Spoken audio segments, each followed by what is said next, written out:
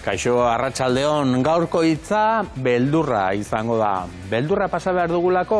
Ez dakit, baina mamuez bai hitz egin behar dugu.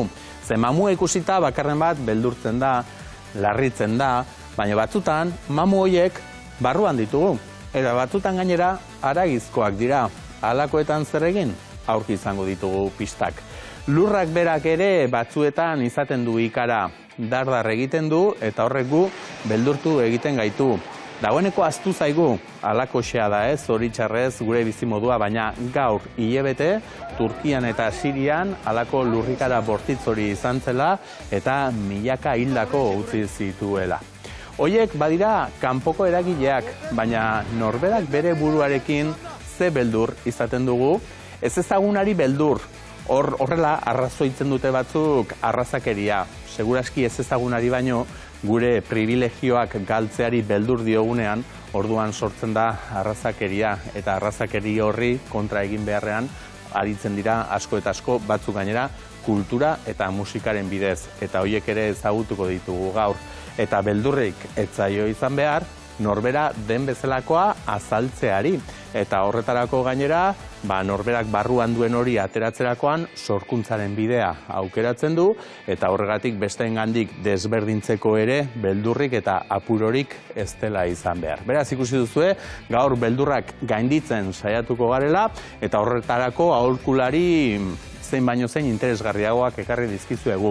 Aurrena, Karmele Mitxelenarekin ariko gara, berak idatzi duelako haragizko mamuak ipuin bilduma hori, eta berarekin ikusiko dugu zer nolakoak diren mamu horiek. Itziar Benede, gure lankide fina eta jatorra ere etorriko da gaur gurera, Turkian izan zelako bera lurrikararen osteko egunetan eta bertan ikusitakoaren berri emango digu, eta azkenik probestuko dugu Aitor Goikoetxea zoriontzeko Madrid Fashion Weekend, berak irabazi duelako talentu berriei eskenitako saria eta bere lanak ezagutzeko probestuko dugu, ikusiko duzue, aho zabalik geratuko zarete. Aho zabalik geratzen gara ere askotan Txiolandian zuen sorkuntza lanekin itzokei, hori gure traolarik kutxunena, eta bertan azaldutako ale pare bat bilduko dizkizuegu gaur saioa hasteko bat, Juan Luis Zabalarena. Hortzordua, alegia dentistarako itzordua. Eta beste hau berriz, kontutan hartzeko ere, Ander Gortazarrena, negartibitatea, muturreko ezkortasun kexatia. Gu ez gara kexatuko, gaur gustora gaudelako, seguru gaudelako, saio borobila geratuko dela eta zein baino zein interesgarriagoa. Halaxe geratu zen ere lehengo astean Gaztea sarien sari banaketa.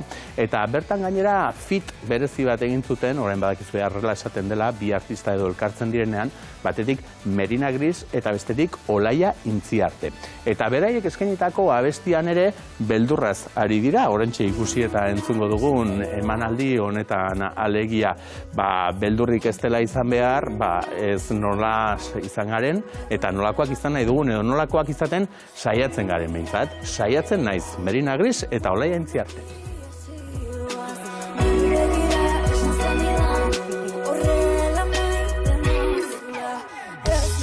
Kosiko zurekin antzak, eskua lepoan dudan bitartean, hortzak pestututa beginak atuak, ez dut ikasiko. Ez nate kosiko zurekin antzak, eskua lepoan dudan bitartean, sekula eta esperteak pestututa, ez dut ikasiko. Saiatzen nahi, ez dirudien arren, saiatzen nahi,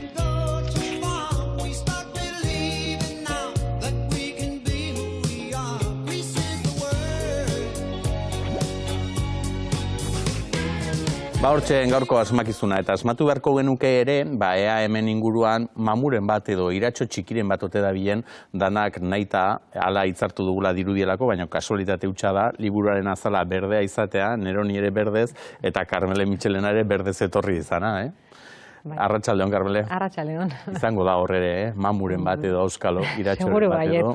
Ze beldurra zari gara eta atarikoan alaxe aipatu dugu, eta beldurra batzutan badiogu ezagutzen ez dugunari. Baina beste batzuetan berriz ongiegi ezagutzen dugun horri diogu beldurra. Eta karo, mamuak nolakoak diren, zuk hemen pista batzuk ematen dizkiguzu, eta iruditzen bazaizu horiek aztertuko ditugu aurrena, ze esate baterako eta liburu batzuk alaxe eskintzen diozu, bada bihotzitxurako mamu bat ere, bai?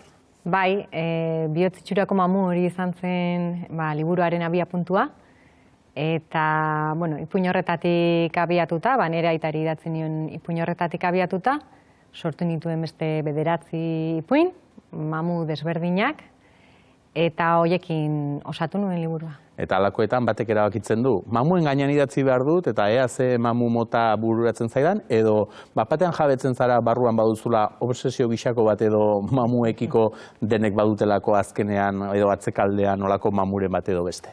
Ez, lehenengo ipuina bai, sortu zen barruan nuen hori kontatzeko behar horretatik, baina hortik abiatuta fokua jarri nuen mamu berriak sortze horretan, eta lana izan zen mamu berriak aurkitzea eta identifikatu eta horiek kontatzea. Bai, identifikatu dituzu ongi aski, eta bakarren batek bere burua ere identifikatuko du, izpilu gisa ere uste dut funtzionatzen duelako Aragizko mamuak liburu hau, eta ez dugu esan, baina Donostia Hiria kultursaria eskuratu zuen liburua da.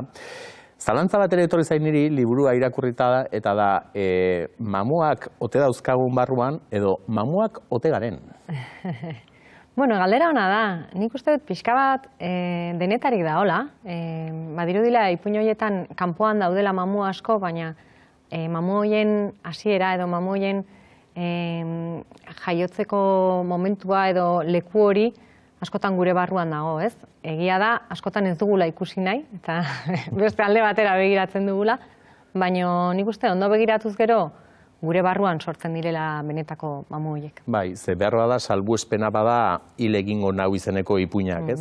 Bertan protagonistak bai, baditu mamu desente, mamuak ikusten ditu bazter guztietan, beldur asko ditu, eta beldur horiek bere jokabidea moldatu egiten dute, eta erabaki bat, ez dugu esango zein, erabaki bat hartzera eramaten dute, ez? Hor ere, azkenean norbera jakin behar du mamu horiek kontrolatzen edo bideratzen ere bai, ez? Gero halako horiketan nahi ez bada. Bai, askotan muga dago zer da benetan gertatzen ari dena, zer da nire buruan gertatzen ari dena, ez da? Nire buruan gertatzen den hori benetako zerbait da, edo ez, edo, hor badago jolas bat, errealitatea eta fikzioaren artean, norbere sentimenduen eta benetan objektiboki gertatzen ari den horren artean, ez? Eta ipuin horrek badauka horretatik. Zer da egia, zer ez da egia, benetan bera da bere buruaren mamua, edo benetan norbait dauka atzetik, ez da? Bai, aipatu behar da gainera zu ez zarela ahalegindu ere protagonista horiek sinpatiko egiten. Gehienak ez dira oso sinpatiko bihurtzen. Esate baterako, protagonistetako baten amak Maritxu deitzen dio, nahiz eta jakin berak Maritxu deitzea gorrotatzen duela. Baina badaki berak hala deitzen duela soilik humilatu nahi duelako. Bai, mina egiteko, ez da? Mina egiteko, ez? Bai, nik uste dut ipuinek badutela asko min egiteko nahi horretatik, ez da?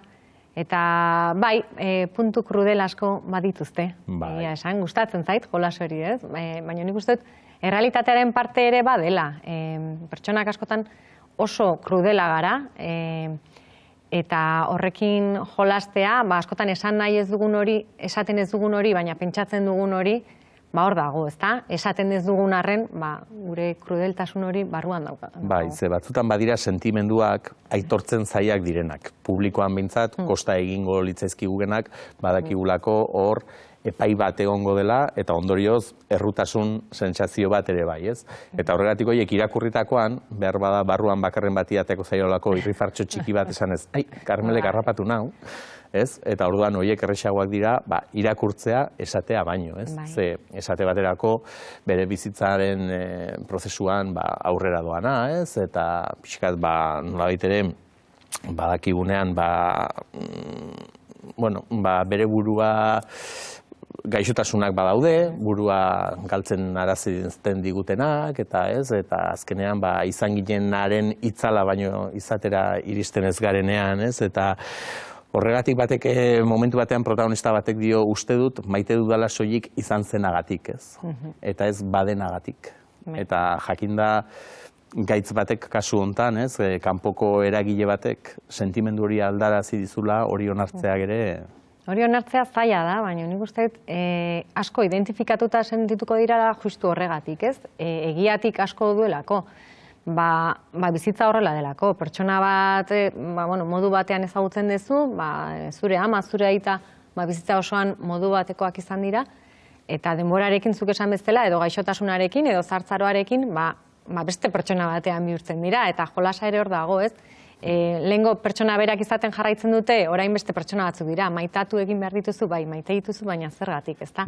Hor dago pertsonaien barne borrokak ere, zer egin beharko luketen, zer sentitu beharko luketen, eta zer sentitzen duten. Hori da, zer sentitu beharko luketen, nahiz eta inork ez digun esan, ala sentitu behar dugunik, baina ipuin horretan bertan, ez, ilobak berak ere nola maite duen, uste du, edo behintzat hori interpretatu du, ala maite duela, badakielako, ala ez maitatzea krudelegi izan daitekela, baina ez benetako sentimendua duelako, ez? Eta behar bada etxean ere hori ikusi duelako, ez da, bere gurasoekin, edo maitatu egin behar dela, edo maitatzen, edo zaintzen jarraitu behar dela pertsona hori, ez? Benetan maitatzen jarraitzen duzu, baina zergatik, ez da?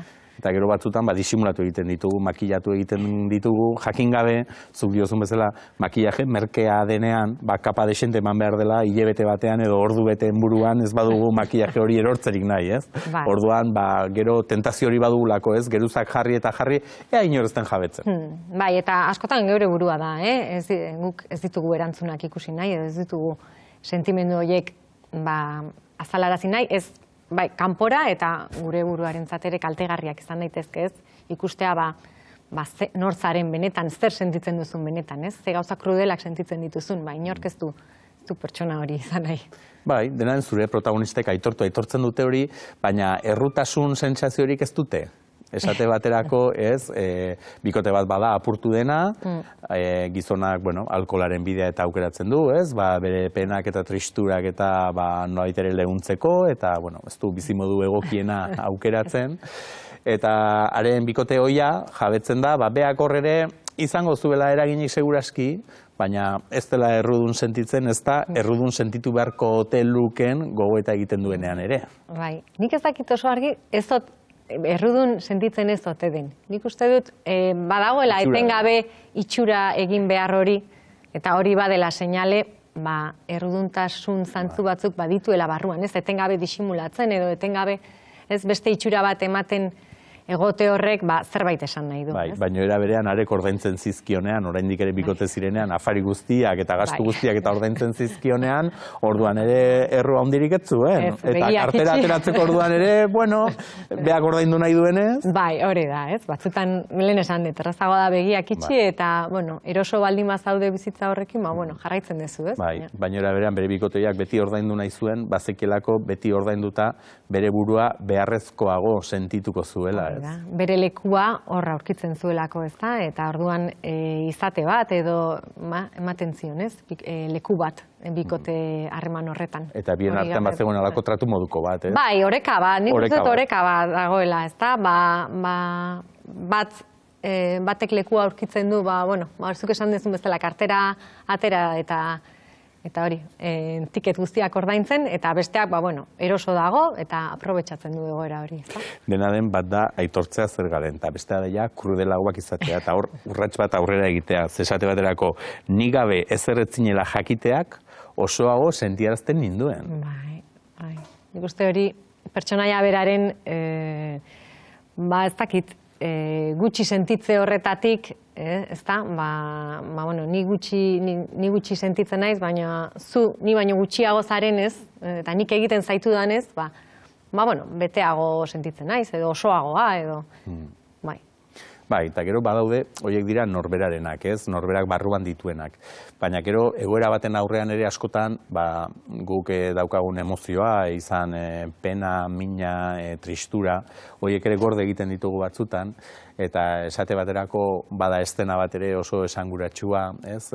Aita eta semea daude sukaldean, ama zaintzen egon diren horiek, ez, nolabait ere, aita bera inutila sentitzen da, sukaldean zerbait egin nahi du, semeari berriz aitak traba egiten dio, bi konstiente dira, batak besteari traba egiten diola, besteak berriz burua inutila ikusten duela, baina ez batek ez besteak ez du esaten. Ez du esaten, esatea onartzea delako, eta onartzeak beste prozesu batzuk ekartzen dituelako norbere barruan, eta realitatea onartzea da zertzaren onartzea, eta nik uste ipuin horretan ez batak ez besteak ez duela egoera hori onartu nahi. Eta haiek esango ez luketena, zuk esaten duzu, eta zuk asmatzen duzu gainera hitzen bidez, zesate baterako eta ipuin horretan bertan, ezta, etxe hortako egoera, etxe hortako drama, oso ongi laburbiltzen duzu, esaldi bakar batean, ezta, amak izateari utzi dio, eta aita izateari uzten ari da. Hori da.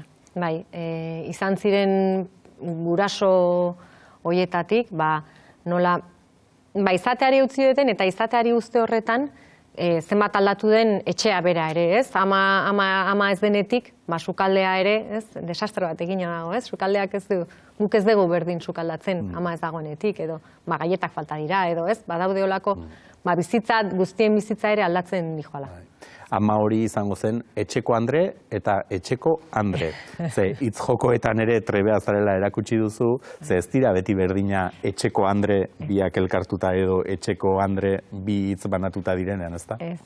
Batzuetan berdina esan nahi dute, edo pertsona bera dira, baina beste batzuetan bi pertsona desberdin izan daitezke etxe berean. Eta horregatik neskameak ikusten duenean bera ikustezin bihurtzen dutela etxeko nagusiek, bera izango da segurazki etxeko Andrea, bera gobernatzen duelako etxeko ura, baina etxeko Andrea ura humilatzen duena da. Hori da, agintzen duena eta bata bestea humilatzen duena, argi dago, eta etengabe saiatzen da hori argi uzten. Ama hilerrira bisitatzera doazen bi aizpek ere, hala esaten dut, ezta, ama hildakoan ez gara hil, baina bizitza galdu dugu. Bai. Horre sinonimo izan daitezke, hil eta bizitza galdu, baina hil gabe ere bizitza galdu dezakegula, ez? Bai, zure bizitza, beti eraman duzun bizitza hori bapatean apurtzen denean edo desegiten denean, eta beste bizitza berri bat hasten denean, nolabait bizitzeari utzi diozu, ez? Lehengo bizitza hori bizitzeari utzi diozu. Beste bat sortuko da, beste bat sortuko dezu, ez dakizu, ez? Baina lehengo hori jada ez daukazu. Krudeltasunaren azpimarratu eta azpimarratu bari gara, Karmele, bakarren bate pentsatuko du, bihotz gabeko pertsona zarela, edo sentimendurik gabekoa. Eta orduan ekilibratzea aldera, uste dut amatasunaren gainean esaten dituzunak bereziak direla, eta gainera bada gai bat orain ez, amatasunarena zinean ere, Cinco Lobitosekin, eta halako gogoetak ere izan direna, ez? Eta orduan zuk momentu batean diozu, bazekien esan gabe esaten. Eta hori da ama izatea. Askotan esaten duguna. Ez dit esan, baino, oantxe bota diten arra hori ere zuzenan esan gabe, hitz gutxirekin esan dit. Nik uste badutela amek orokorrean gaitasun hori, ez soilik kasu honetan modu krudole horretan, baina badute gaitasun hori, ez? Esan gabe, baina, beste keinu batekin edo beste ekintza batekin, esaten dizute. Barruan daukaten hori adierazten dizute, ezta? Beste modu batera. Bai, eta beste ipuinetako batean diozu, etzela munduko amarik onena, baina izaten saiatzen zela, eta horrek eraberean egiten duela munduko amarik onena. Hori da, niri irakasle batek hori asko esaten zidan, ez? Gara inoiz guraso perfektuak izango, baina saiatu egingo gera, eta, ez? Nik uste saiatze horretan nagola gakoa, ez? Gauzak euneko ondo egingo ditugu, beti asmatuko dugu, segurazki ez, baino. Horretan saiatze hutsak, esan nahi du zerbait gure alde. Disneyko pelikulek eta beti bukaera zoriontxua izaten dute, arroxa kolorekoa dena, zurean ez dago alakorik, happy endik ez dago, eta esate baterako, lehen aipatu dugun neskame ura, ez, etxeko nagusiek humilatzen duten neskamearen ipuinean, bukaeran ematen du, behingoagatik txokolateare probatuko dula, Eta probatzen du txokolatea ere, baina isilik bukatu beharra dauka, eta isiltasuna izaten segitzen du, nahiz eta txokolate zaporea izan. Bai, gazigozoa, ezta? Zapore gazigozoarekin amaitzen du. Baina, bueno, nik uste dut, eguneroko errealitate bat gehiago dala hori, eta pertsona horiek badutela etengabe borrokatzen ibili behar hori, eta uste dut oso gordeta dagoen eta oso ezkutuan dagoen errealitate bat dela pertsona hoiena. Eta lekua egin nahi nien. Ipuin bilduma bat dela esan dezakegu, baina bada ere sententzia bilduma bat. Ze Lakastak saio honetan esaten du askotan marmolean zizelkatzeko moduko esaldiak egon badaudela, eta hemen ere alakoxe mordoxka bat topatu dugu ezta. Ze besteak beste diozu behin, zahartzea baino gogorragoa dela, zahartzen ari zarela jabetzea, eta gero esaldi horren beste evoluzio bat bada, liburuak aurrera eginala, eta da hiltzea bera baino, gogorragoa dela, hiltzen zoazela ohartzea. Bai. Prozesuak nik uste gogorragoa direla, hiltzea azkenean, une bateko edo segundu bateko kontua da, baina pixkanaka konturatzea edo hartzea, hori, izateari uzten ari diozula, hiltzen ari zalera, hori, norberak hori onartzea eta hori eramatea da zaila. Hor bukatzen ari den harreman horretan, batek besteari itzultzeko eskatzen dio, eskatu egiten dio, jabetu gabe, maitasuna dela, eskatu ez daiteken gauza bakarra. Hori da. Ze balio du, ezta? Eskatuta ematen den maitasun horrek. Mesede bezala eskatzen den maitasun horrek. Edo berez ateratzen da, edo eskatutakoa bada, ja maitasuna izenik ere ez duela merezi, ez? Eskatu egin behar bada, horrela utzi eta listo. Zenbakiek, matematikek batzutan badute oztasuna edo, baina, karo, harreman batean esate baterako, biren arteko harreman batean, ume bat edo etortzekoa denean, ez? Orduan jabetzen dira, hiru etortzearekin hori sekulan ez dela bikote perfektua izango, ez? Hirukote edo beste zerbait izango dela, baina bikote perfektua ere. Inoiz ez. Beste bizitza bat, ezta? Bikotetik hirukotera pasatze horrek, nahita nahi ez, gauzak aldatu behar ditu. Eta iluntasuna ilunegi denean, alperrik dela begiak zabaltzea, ezta? Behar bada, ilun dagoela onartu, eta listo. Behar bada begiak itxita, hobeto jarraituko ez. Bai, ezta? Ikusten ari gara hori, ez? Norberaren barruan 11 mamu egon daitezkela, desberdinak denak ere, gero norberak mamuak ere nola hartzen dituen, ez? Horren araberakoa izango da baten jarrera eta baten ibilbidea, baina ipuinean ere ala diozu, ez, baserriko itoginak eta baserriko pareta zartatuak baino, azkenean begietan ditugunak direla eta azalean, azal horren barruan dauzkagunak direla, ez, orban eta itoginik garrantzitsuenak. Bai, hori delako azkenean, errealitatetik horrek du, ezta? Baserriaren metafora bada, bizitzaren metafora bat egiten du nik uste baserri zahar eta abandonatu horrek, ez? Pertsonaien abandonua ikusten da. Eta, Nori zuzendutako liburua da? Nori zuzendutako ipuinak dira? Ze, lehen esan dugu, zaintze lanetan eta ari direnek esate baterako nik uste du bere burua oso identifikatuta sentituko dutela, ez? Halako bizitzaren aldaketa batean daudenek ere bai.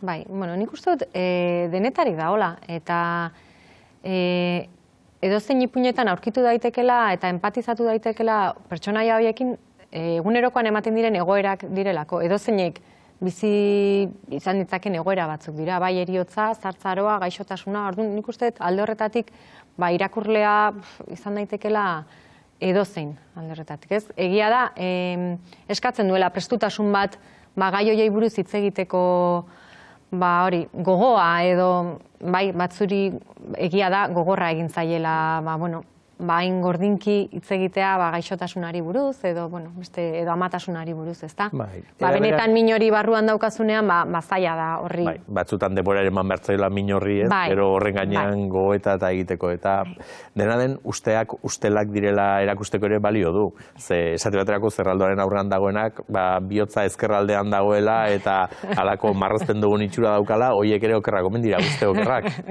Orduan, Bai, ez dakit, etengabe jolasten du, ez? Errealitatea ez dena, eta pertsonaia horrek ere badu besteen gainetik egon beharra, ezta? Edo bere bikotekide hoiaren gainetik egon beharra, eta nik uste egiten ditun zertzela da, edo, komentario horiek hori erakutsi nahi dutela, ez? Nizu baino gehiago naiz oraindik ere, ez? Hor zerraldo zauden horretan, oraindik zu hor zaude eta ni hemen. Gero harritu egingo zara, krudelak direla zergatik esaten dizuten, baina tira. Bai. Argi dagoena da, zuk aipatu duzu, ez? Besten gainetik egon nahi izaten dugu askotan, batzuk motiboari izaten dute, baina gero apaltasunez alakorik eta ez dute onartzen, zuk zer horrek ere zure kurrikuluma begiratuta, inguruan dauden ipuin eta lehiaketa gehientsuenak irabazitakoa zara. Bueno, batzuk bai. Ja gutxi geratzen dira, ez? Aur eta literaturan ere ibilitakoa, bertso idatzietan ere irabazi dituzu, lehiaketatxon batzuk edo, orain Donostia saria, bakizu hornek zer dauka, nolako kolekzioa egiten duenean, gero galdera da, eta orain zer? Orain zer. Ba ez dakit, niretzat motivazio iturri izaten dira lehiaketak, edozein lehiaketa, ipuinak, bertsoak, orain arte beti dira aitzakia bat idazten hasteko edo, bueno, tartetxo bat hartzeko eguneroko bizitza horretan idazteko, ez? Ze ipuinaren formatuan eta eroso. Bai, niri asko gustatzen zaizkit. Luzean baino laburrean. Bai, niri asko gustatzen zaizkit ipuinak, hori, beti esaten, eta hasi eta bukatu, ez? Denbora tarte laburrak izaten ditut, bai idazteko, bai irakurtzeko, eta gustatzen zait hasten dudan hori amaitzea, ez? Eleberriek denbora gehiago eskatzen dute, edo, bai. Irakurtzeko ere, irakurtzeko garaian ere, eleberriak, noiz hasten zaren badakizu, baina gero egunerokoan 1000 gauza gertatzen dira, bueno, edo mamuak nazten zaizkizu barruan, eta ez dizutak galdetu, baina zuker izango dituzu bat zure mamua. Bai, nik uste dut... Zuzertan izan, hemen daudenak, ez? Ez, beti esaten dut, 10 ipuin dira, eta 10 ipuin horietan, errealitatetik duena azkeneko ipuina da, eta azkeneko ipuinan kontatzen den haragizko mamu hori, benetako haragizko mamua da, ezta? Kontatzen dut, nera eta hil ondoren, ikusten nuela, ezta? Zela, bere presentzia oraindik ere, segundu bat ez, kalean bere itxurako norbait, edo, momentu horretan badakizu hilda dagoela, baina, zure munduan zoazenean, zure pentsamendu horretan murgilduta, batean, nola izango da eta, ezta? Hilda dago, baina, segundu batez, pentsatzen duzu, orduan, nik ere baditut. Eta gero ikasten duzu, mamu horrekin ere bizi daitekela, eta ongi aski bizi gainera. Eta ongi aski, eta behar dituztula batzuetan. Bai, hori da. Era berean mamuak laguntzen digula aurrera egiten, eta haiekin bizitzen ikasi beharko genukeela, bueno, ez dakit edozein mamurekin, baina, bueno, ez da maia arroxa kolorekoa izango, baina ondorio bezala ez da bat ere txarra. Ez onartu eta jakin hor daudela eta jakin hoiekin bizitzen eta hoiek gainditzen ahal baldin bada eta bestela alden modurik onenean eramaten, mamuri gabeko bizitzarik ote dagoen, ez dakit. Ez da izango segurazki, baina gu bintzat eskertu behar dizugu, Karmele, gure mamu hoiekin batera elkarri bizitzen laguntzen, aholku batzu bintzat eman dizkiduzulako. Eskerrik asko. Zuei eskerrik asko.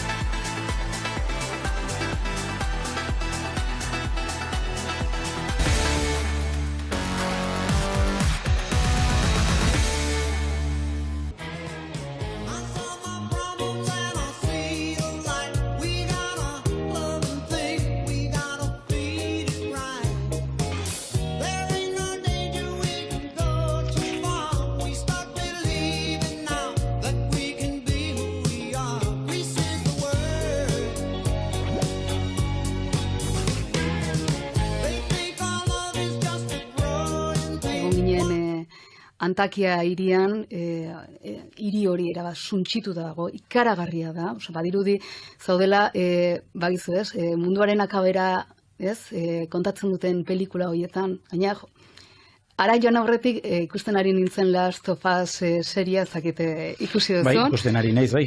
Hori islatzen den, ez, olako mundu distopiko eta olakoa da, ez? Eta hanginela, ondea makinak ari ziren lanean, bazegoen familia bat, erenki baten parean, zain aber gorpuak ateratzen zituzten, identifikatu alizateko, alako alako, historiak daude etengabe, eta esaten ziguten, ez joan, zuek joaten baldin mazarete, osea, kamarabak ez baldin badaude, lekukoak ez baldin badaude, utziko diote bilaketa egiteari. Bai, eta joan ginen, joan ziren, eta dagoeneko badirudi ahaztu ere ahaztu zaigula, gaur hilabete izan zela lurrikara itzel hori Sirian eta Turkian. Aktualitatearen zurrunbiloan sartzen garelako, gero Ukrainiako urte hurrena etorri zen, gero egunerokoak ere alaxe izaten ditugu, eta batzutan ongi dagoela atzera ere begiratzeak, ze Itziar Benede, arratsaldeon, gu esan dut gehientsuenok ahaztuko ginela, baina zu segurazki ez zinen berehala ahaztuko, han bizitakoaz. Ez gara ahaztu, kostako zaigu, oraindik ere amets egiten dugu Turkiarekin, eta naiz eta denbora pasa, burua oraindik ere han daukagu. 46.000 hildako, ez da, ia, gaur hilabete esan bezala, zu handik astebetera gerturatu zinen, etxe honetan eta albistegietan eta kontatzeko bertan bizi zena, ze bat bada lurrikara bera, baina gero lurrikararen ondorioak ere kontatu behar zeuden, ze zinaztuko dugu lehendik ere egoera kaskarrean zeuden bi herrialdetan gertatu zirela, ez da, beraz, bertan topatuko zenuen egoera ere halakoxa izango zen Itziar. Bai, gu 14an joan ginen, gure aurretik Mikel Laiestaran lankidean bertan izan zen, Ukrainara joan behar izan zuen, eta gu lekuko bezala joan ginen, bere ordez joan ginen, eta han aurkitu genuena izan zen hondamendia, erabateko hondamendia. Lurrikarak 10 probintzitan izan zuen eragina, eta baziren hiri batzuk erabat txikituta, suntsituta zeudenak, tartean badiez Antakia hiria, edo Maras hiria, Maras epizentroa izan zen, eta bai, irudiak ikaragarrizkoak ziren. Jakin badakigu gainera Turkia berez ere nolako herrialdea den, eta informazio lanetan eta kazetari lanetan eta aritzeko ere ez da herrialderik aproposena izango segurazki egoera ohiko batean, halako batean zer esanik ez, traba handiak izan zen dituzten zuen lana behar bezala egiteko Itziar? Bai, egia esan, edozein lekutan polizia zegoen, militarrez josita, eta poliziak etengabe gerturatzen ziren zer grabatu, zer kontatzen ari ginen galdetzeko. Horregatik beharrezkoa zen fixer baten laguntza, alde batetik bertakoek ingelesez ez dutelako hitz egiten, ez dakite, eta gero ere kudeatu egin behar da, poliziaren kontrol hori, eta hango kodioak ezagutu behar dira, pixka bat negoziatu behar izateko.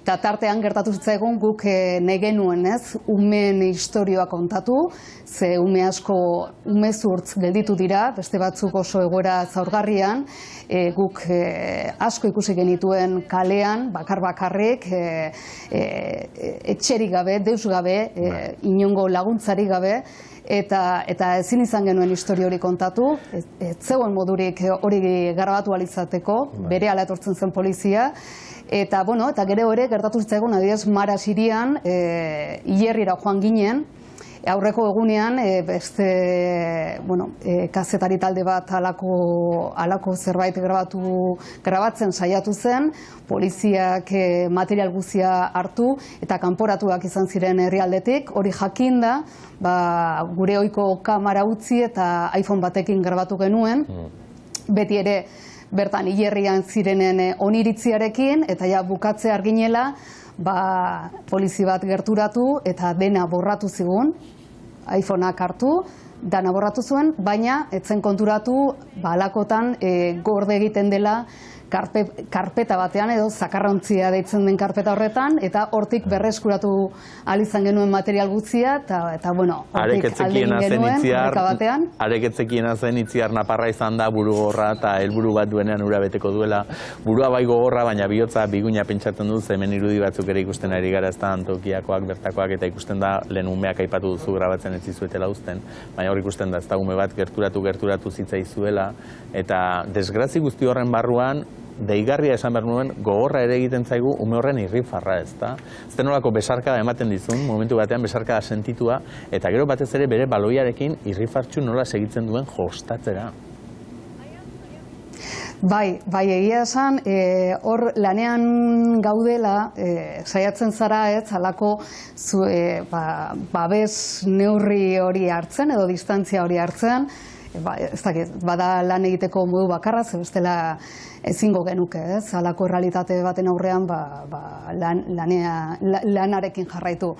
Eta egia esan, momentu horretan, gure babes neurri guztiak hautsi egin ziren, bazen mutiko bat, Antakia hirian, hondamendiaren artean topatu genuena, gure gana gerturatu zen, halako besarkada bat eman zigun, musu handi bat, eta zegoen baloi batekin, auskalo nondik hartua, nondik imaginatzen dut hondakinen artean topatuko zuela, eta zoriontsua zen.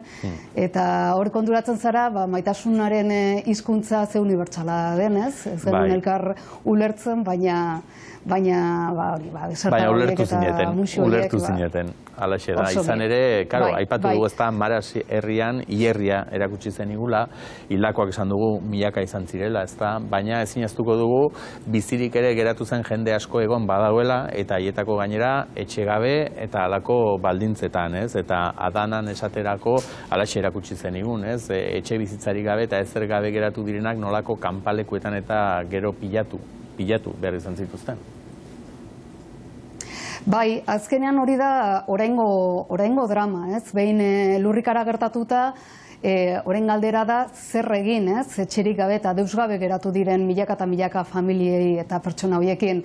Azkenean beraiek beldur dira, behin edabideak eta nazioarteko edabideak handik joan garela, ez ote diren laguntzak bukatuko eta ez ote garen haiekin ahaztuko. Eta uste dute, hori ez, hasiera batean emandako erantzun hori, halako kanpamentuak eta hola, betikotu eta kronifikatuak ez ote diren.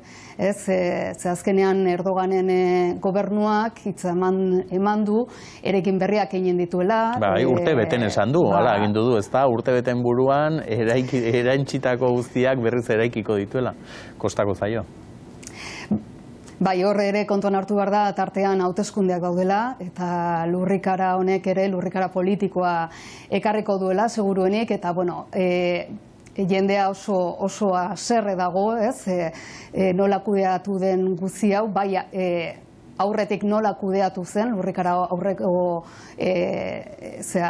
politika, etxe bizitza politika, eta lurrikaren neurriak nola hartu ziren, eta gero ondoren nola kudeatu den egoera hau. Bai, izan ere, aipatu duzuzuk laguntza behar dutela, eta besteak beste gogoan dugu zure erreportaietako batean ere ikusi genuelako erietxeak nola zeuden, ezta? Hortxe iaia eroritako ladreilu artean eta nola moldatu behar zuten, ezta? Medikuek eta alakoek euren lan egiteko eta jende hori salbatzeko. Bai, hor egon ginen halako ospitalez, erietxe batean, erabat txikituta zegoena, bakarrik ez hondakinen artean erradiografiak, historial klinikoak zeuden, eta bueno, era berean, hiri horretan bertan, zegoen beste ospital bat, egun gutxitan nolabait altxatu egin zena, kasu honetan Espainiako estatutik joandako 82 osasun langile zeuden, tartean Euskal Herritarrak, haiekin ere egon ginen, eta hor ikusten da ze beharrezkoa denez, kasu hauetan nazioarteko laguntza, eta laguntza hori iraunkorra izan behar du, ze bestela egoera hau luzarorako izanen da eta beharrezkoa da. Bai, eta laguntza horrekin turkiarrak oso eskertuta, eta turkiarrak diot, ze Sirian badakigu egoera nolakoa den, eta pentsa dezakegu bertara joaterik ere ez dugula izan, baina beste inbestekoa izango dela, turkiarrak esaten nuen eskertuta, benede lenguan entzuten zintu dalako Euskal Herria Irratiako elkarrezketan, lehen entzun dugun pasarte horretan, pasadizo deigarri bat ere baduzula, ezta? Zure zapatak hautsarekin eta zikinduta zeudela, tabernara joandakoan, ez? Arek izan zuen detailea ere hortxe geratuko zitzaizun barruan. Bai, gertatu zitzaigun, ze, esan beharra dago lehenik eta behin, ni joan nintzela, baina ni bakarrik ez. Euskal Herritik 3 pertsona, 3 emakume joan ginen, Edurne Zubieta kamara, Arantza San Sebastian produkzio lanetan, eta ni neu eta bertan fixer baten laguntza ere izan genuen, beharrezkoa delako. Eta Adana hirian, guk hotela Adana hirian genuen, Adana oso hiria handia da, zati bat bakarretago kaltetuta, eta bertan egun batean, te bat hartzen ari ginela kafetegian, ordaintzera joan ginen, eta kafetegiko nagusiak esan zigun, ez zigula kobratuko, ez? Eta nolatan, eta zapatei begiratu, eta hautsez beteta genituen zapatak, noski, eta esan zigun lurrikara gentozela eta nahiko lan egiten ari ginela eta laguntzeko modu bat zela bere aldetik eta guk ez genuen hori onartu nahi, baina azkenean ezin izan genuen ordaindu. Egia esan, halako historioak, elkartasun historioak asko daude eta horrek ere erakusten digu gizatasuna eta halakotan ze beharrezkoa den. Bai, eta zuzen ere haiek eskertuta zeuden bezala, gu ere itziar oso eskertuta, ze gizatasun hortaz zuk ere bakizu zerbait, eta zuk kontatzeko duzun habilidade horri esker, iaia bertan bageunde bezala bizi izan genituen ondorengo egunak, ikusiko dugu etorkizunak zerrekarriko duen, eta hori kontatzeko hemen, han edo dana dalakoan hementxe izango gara. Eskerrik asko itziar eta zorionak egindako lanarengatik. Eskerrik asko zuei.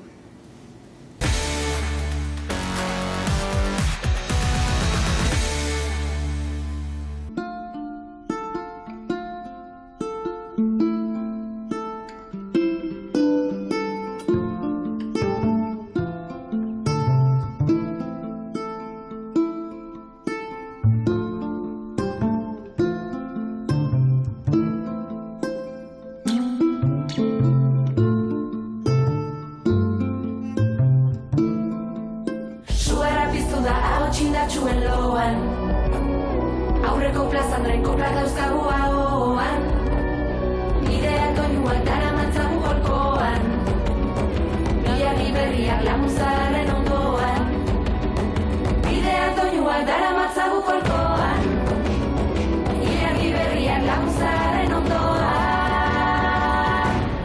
La la la.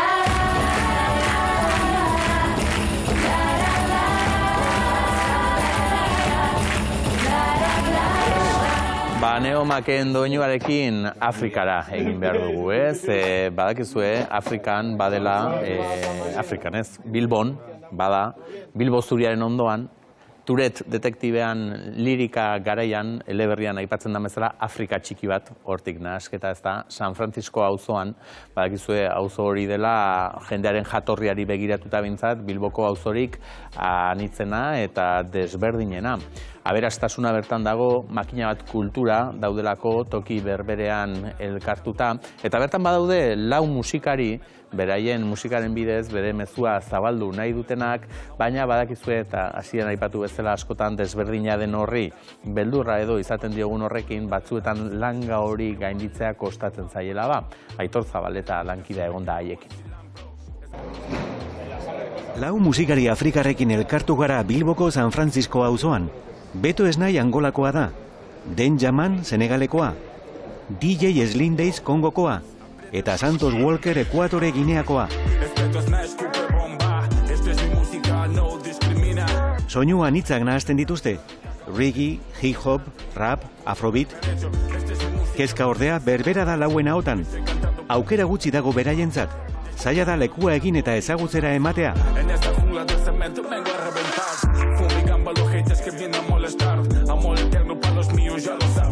y eres negro, eres migrante, eres africano, que todavía no hay una visibilidad abierta sobre la negritud y la normalidad, entonces es mucho más complicado.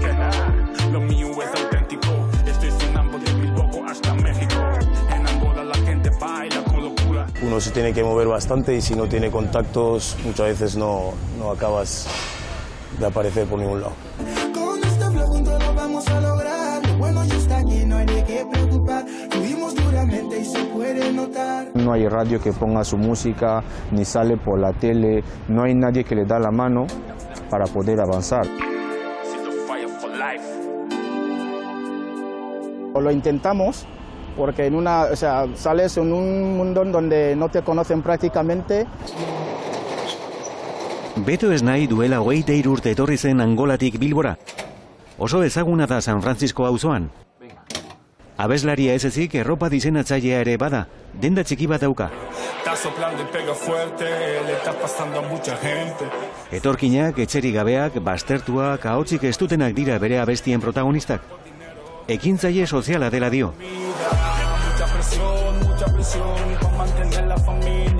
Yo en la música reconozco que nadie me ha dado nada. No tengo la suerte de que alguien me dijera, Beto, ven. He ido picando piedra, he ido buscando mis enfoques, he caído muchas veces, me han cerrado un montón de puertas, pero he creado mi propio mundo. Begi bistakoa da talentua badagoela musikari afrikaren artean, baina aukerak gutxi. Gogoa eta animoa ez zaie falta ordea.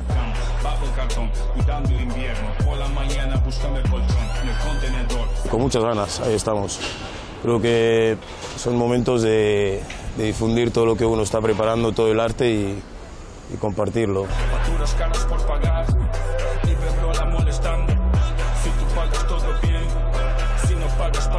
En Bilbao hay mucho talento y hay que dejar que ese talento salga a la luz. Repartiendo amor, amor del bueno, no fomento el odio, hermano, no es mi estilo. ¿Qué más del color? Yo vendo lo que soy. Yo creo que es muy difícil, pero bueno, hay que seguir creando nuestras propias oportunidades, ¿no? Entonces, trabajar duro, fe y vamos a conseguir.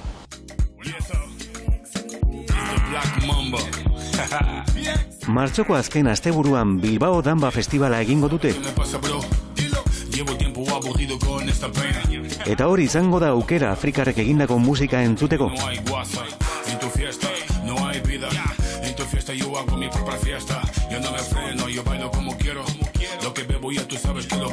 Bai, Bilbon bada talenturik, eta pentsatzen ari nintzenea, egunen batean ekartzen ditugun hitzokeira ere noski zuzenean jo dezaten, eta pixkanaka denon artean lortzen dugun langa hori, zuria eta beltzaren arteko langa hori gainditzen.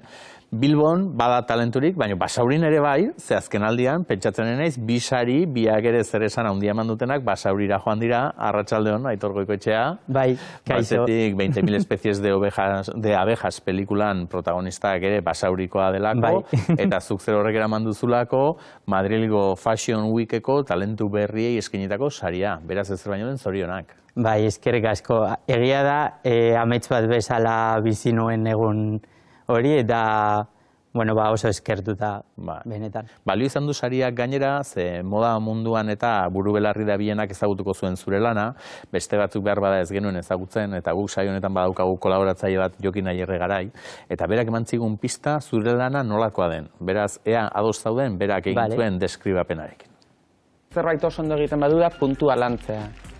Puntuzko jaka zoragarriak egiten ditu, batzuetan boxerrak ere egiten ditu puntuz, eta horrelako jantzi txikiak puntuarekin lantzea ez horren erresa, eta gainera berak puntuan ere estampatuak sartzen ditu. Orduan, beste modu batera lantzen du, badauka beste zerbait dela maskulinitate eta femininotasunaren arteko mugak apurtu beharrean berak lotu egin dituela ez, bi mundu hauek.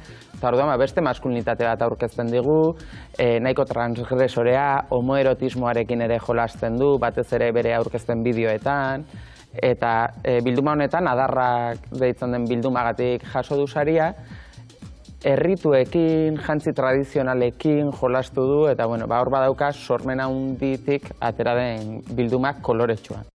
Buruarekin baietz egiten ikusten zaitut, Aitor, asmatu du ez da? Bai, guztiz, oso hitz politak esan ditu. Bai, eta pentsatzen dugu meritu horiek direla ere epaimaiak kontutan hartu zituenak zuri saria emateko. Ze talentu berria saritzen ari direnean, nolabait ere saritzen ari dira etorkizun handikoa izango den izen bat, ez? Somatzen dutela kontu mutil honekin emango duta zer esan, ezta?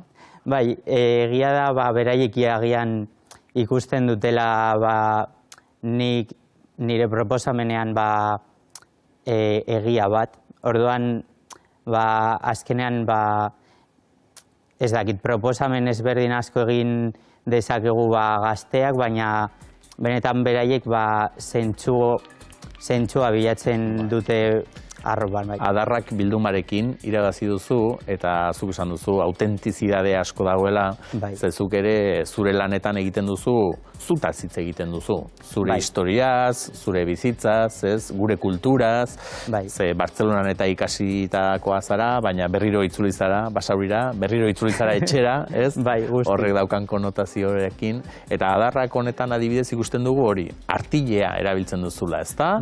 Eta hori deigarria egiten zaigu, ikusten dugu, molde desberdinetan, telak eta ere aintzinakoak dira, ez? Zahar ikutukoak, zer egiten duzu nahi eta hola nostalgiarik eta hori? Bai, egia da lan egin nuen kontzeptu hori, traje edo jantzi tradizional askoren zentzua bilatzea izan zuen holan bide moduan, eta azkenean aurkitu nuen intimitate holan izkutu bat jantzi guzti hauetan, eta baita ere janzteko ekintza mezu izkutu bat zuen beldurrari buruz hitz egiten zuelako, eta adibidez badaude jantzi batzuk hemen Euskadiko edo Euskal Herriko herri askotan, non usta erabiltzen dute gorputza izkutatzeko, eta hori zentzu holan poetikoago bat izaten amaitzen du, sorte hona izateko. Gizakiak animaliak naturan izkutatzen diren bezala, ez? Gizakiak ere izkutatu daitezkela naturaren osagaiekin, naturatik ateratako osagaiekin. Hori da. Eta azkenean hori intimitate bati buruz hitz egiten zuen, eta nik gero baita ere nostalgia hau eta intimitate hau materialetan azaldu nahi izan nuen, eta prozesu guztiak holan materiala bera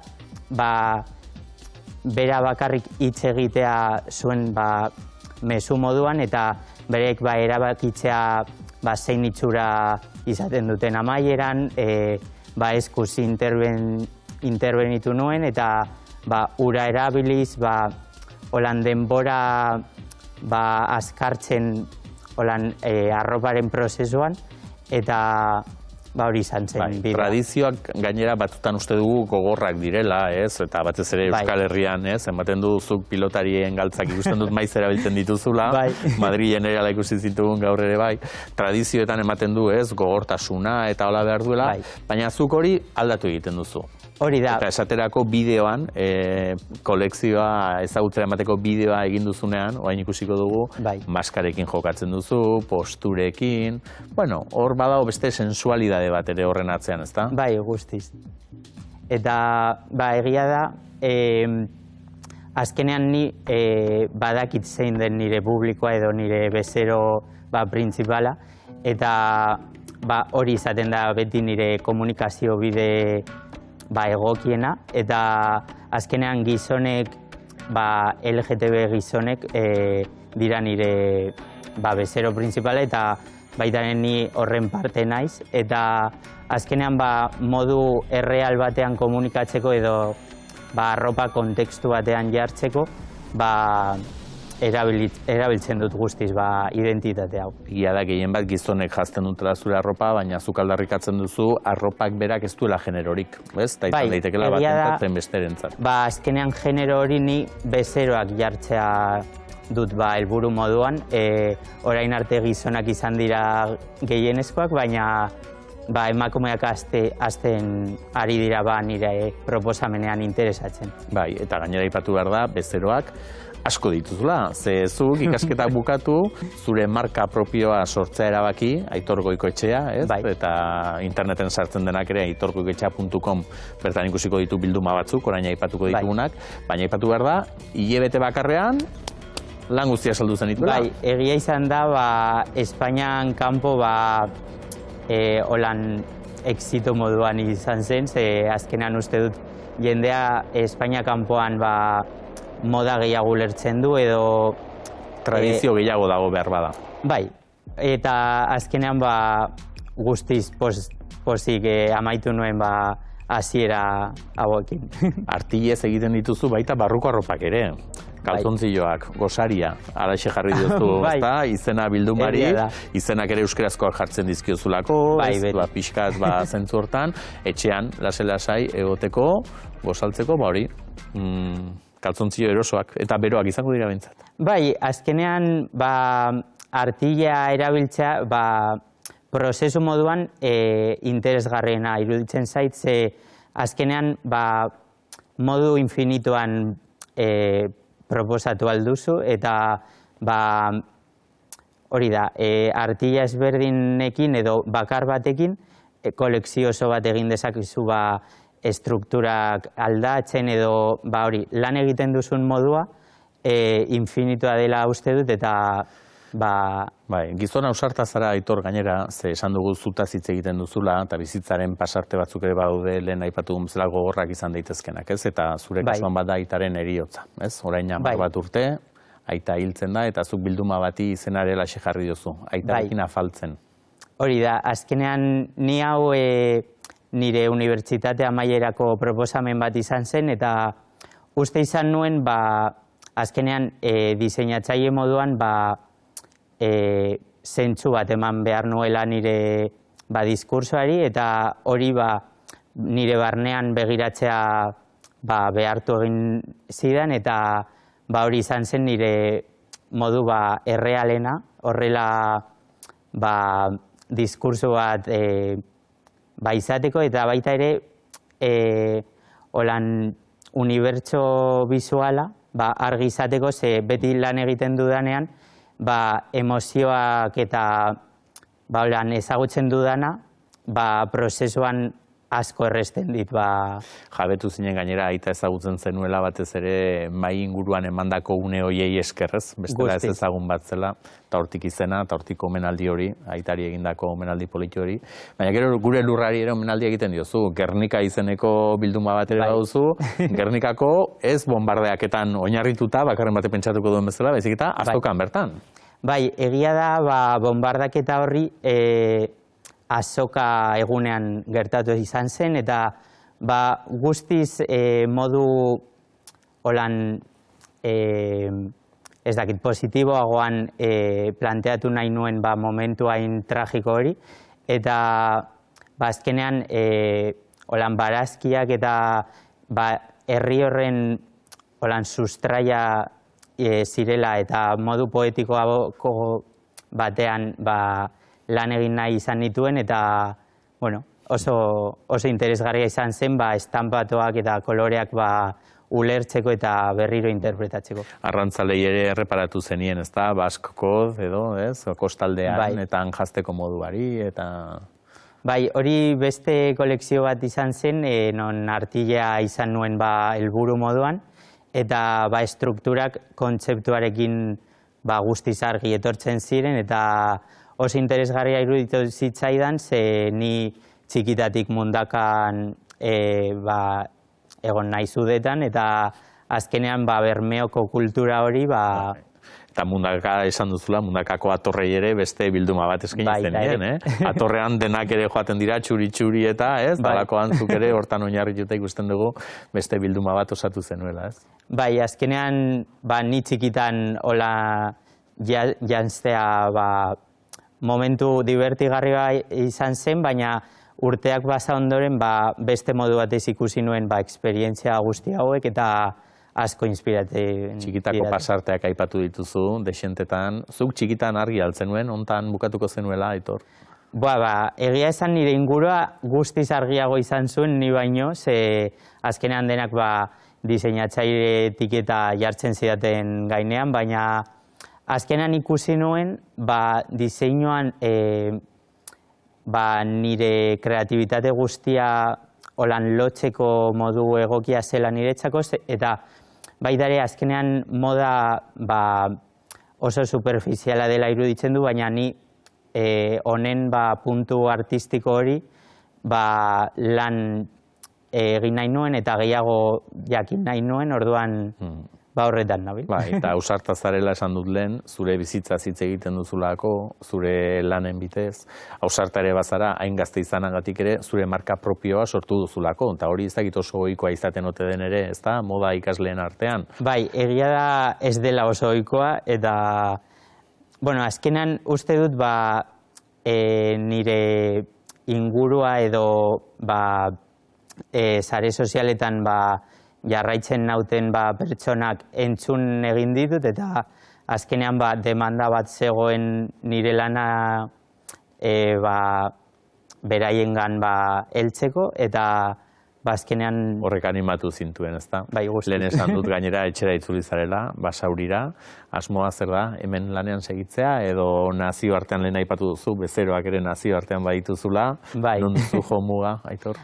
Azkenean, uste dut berdin duela non lan egiten dudan, ze azkenean interneten bitartez aurkezten dut nire lana, eta uste dut lan egiteko leku egokia dela basaurira bueltatzea, eta, hori da.